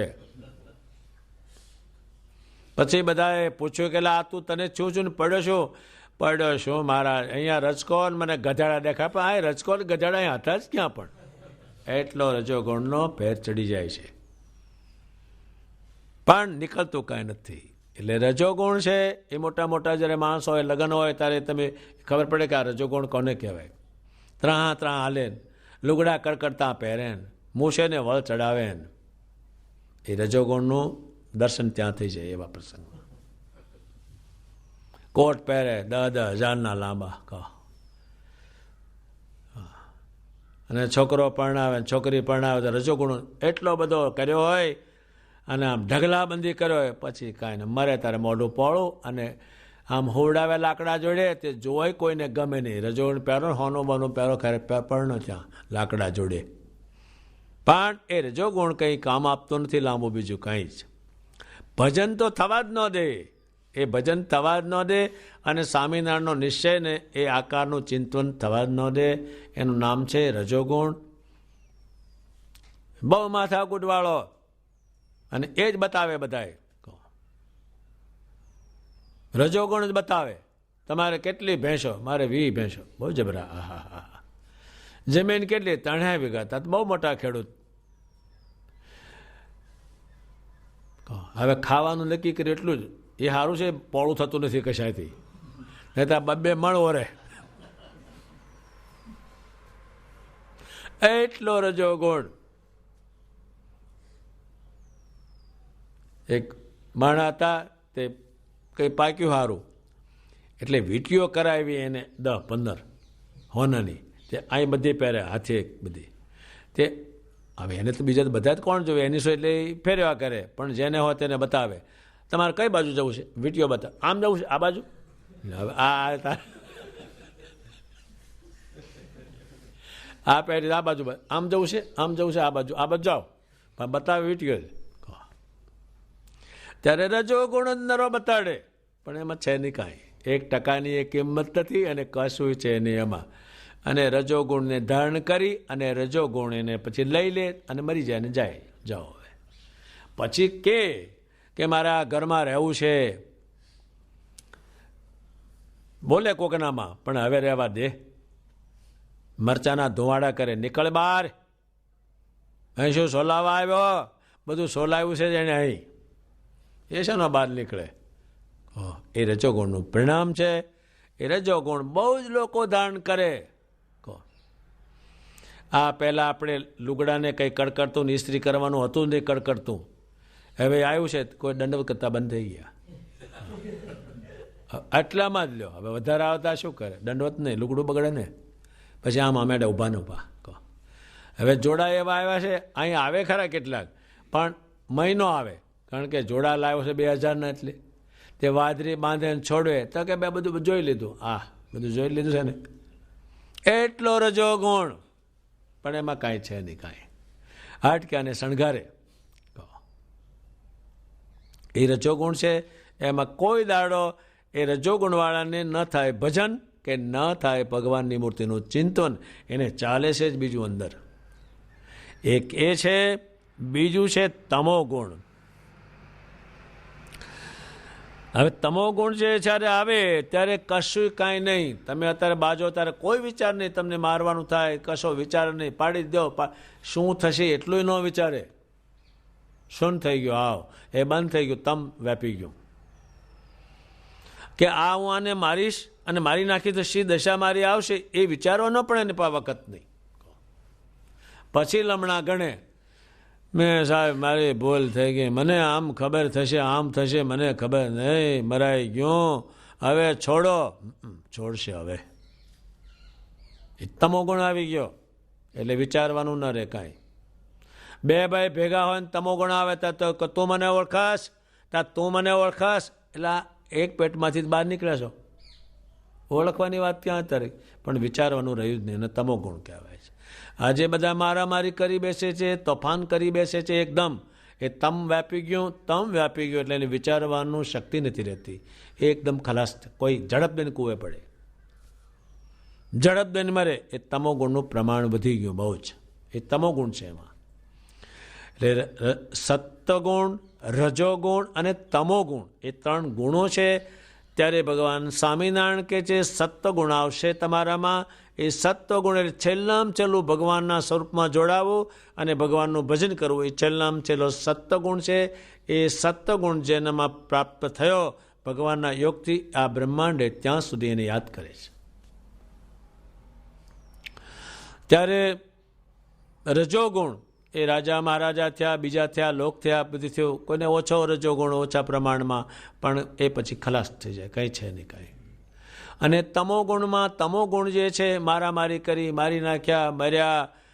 તારે સ્વામિનારાયણે કહ્યું છે કે તને જ્યારે તમોગુણ તમને વ્યાપી જાય ત્યારે તમે પણ ક્યારેય તમારા દેહને મારી નાખતા નહીં, ગળા પાંવ ખાતા નહીં, કૂવે પડતા નહીં, પર્વત ઉપરથી પડતા નહીં, ઝેર પીતા નહીં. તમે એ તમોગુણનું પ્રમાણ વધી ગયું એટલે ખલાસ કરી દે, શરીરને ખલાસ કરી દે એટલો તમોગુણ. પછી જ્યારે તમોગુણ વ્યાપીએ ત્યારે એને શૂન્ય મગજ થઈ જાય, ચાલુ બિલકુલ થાય નહીં, બધું સાફ થઈ ગયું. હા, એટલે તમોગુણ જ્યારે વ્યાપે ત્યારે તમારે ધ્યાને નહીં થાય ને ભજન, એ વિચાર જ નહીં રહે, વિચાર જ ખલાસ. અત્યારે માણસો બે જૂથ હોય ને મારામારી કરવાનો વિચાર ઉપર આવી ગયા, હડુડુડ એકદમ મારી દે, તેનો વિચાર નહીં કરે કે આનું શું પરિણામ આવશે, કંઈ જ નહીં. વચમાં તમે એને કોઈ રોકવા જાય તો એને ફેંકીને પહેલો પાડી દે એને. એ તમોગુણ પ્રમાણ છે. ત્યારે તમો એ ગુણો છે. ત્યારે ભગવાન સ્વામિનારાયણ કહે છે તમારે તે વખતે ભજન ન કરવું, તમારે વિચાર કરવો કે આ સંકલ્પથી જુદું પડવાનું છે. એ તમારે વિચાર કરવાનો. આપણે જેટલા પૃથ્વી પરના સંકલ્પ કર્યા એનાથી છૂટું પડવાનું છે, એ તમારે સંકલ્પ કરવાનો. રજોગુણ વ્યાપે, તમોગુણ વ્યાપે. એ ગુણો જ્યારે તમને વ્યાપે ત્યારે ગમે એટલે આપણે આ પૃથ્વી પરના સંકલ્પ કરીએ, પણ એ છેવટ મૂકી દેવાના. અજ્ઞાનીઓ ત્યારે મૂકે છે, મૂકી દેવાનું તો બાઈને, અને ભાગોળે ભેગું થવાનું બધાને. ત્યારે તમારે આપણે જેટલા સંકલ્પ થાય એ, જો તમારે મેળી મૂકવાની, અમારે મંદિર મૂકવાનું, છેવટે બેને માર્ગ તો એક જ આવીને ઊભો રહે. તમારે મેળી મૂકવાની, મેળી કરી હોય બેઠા હોય, હમણાં બાંધી જુઓ લ્યો. એક મોટો માણસ હતો, તેની પાસે પૈસા ભેગા બહુ થયા, એટલે મકાન એને બાંધ્યું મોટું જબરદસ્ત. પણ એક સંકલ્પ એને એ હતો કે મારે આ ઝરૂખો બનાવવો, એટલે ઝરૂખો એટલે આગળ આમ નીકળે ત્યાં બેહવું, અને હોનાનો હોકો બનાવવો, અને મારે અહીં બેઠા બેઠા પીવો અને આ ઝરૂખો જોવે અને બધાએ જો કે હા હા શું આ માણસનું મકાન, એમ કરવાનું. એમાં મકાન હજુ થયું નહીં, પૂરું વાસ્તુ થયું નહીં, ત્યાં એનું વાસ્તુ થઈ ગયું, એ મરી ગયો. હવે હોકો શી રીતે પીવો, એ બેહવું શી રીતે? પછી કૂતરાનો જન્મ આવ્યો એને, એટલે કૂતરુંનો જન્મ આવ્યો એટલે પેણે ઝરૂખ સમજીને બે તેના હા, અને છોકરાને બહુ મારે ત્યારે આ રડે બહુ, વવ વવ વવ વવ વવ કરે કૂતરું. એ વવ તું શું કામ મને મારા?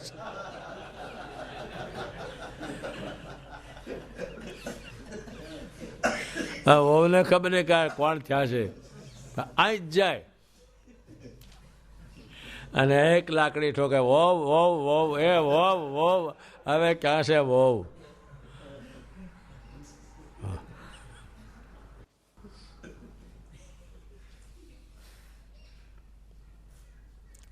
ત્યારે પછી એ એના છોકરામાં પ્રવેશ કર્યો અને બોલ્યો કે હું તારો બાપ થાઉં, મારે મકાન બાંધવાનો સંકલ્પ, મકાન બાંધ્યું, આ ઝરૂખામાં બેસી અને હોનાનો હોકો મારે પીવાનો સંકલ્પ, એ મારે મરી ગયો, એટલે હું આ તારો બાપ છું, માટે હવે ખાટલો પાથર અને હોકો કર, તે હું કૂતરાના દેહમાં પીશ. પણ હવે મેળ પડે એટલે કોઈ પણ સંકલ્પ થાય એ ગમે ત્યારે મૂકી દેવાના છે.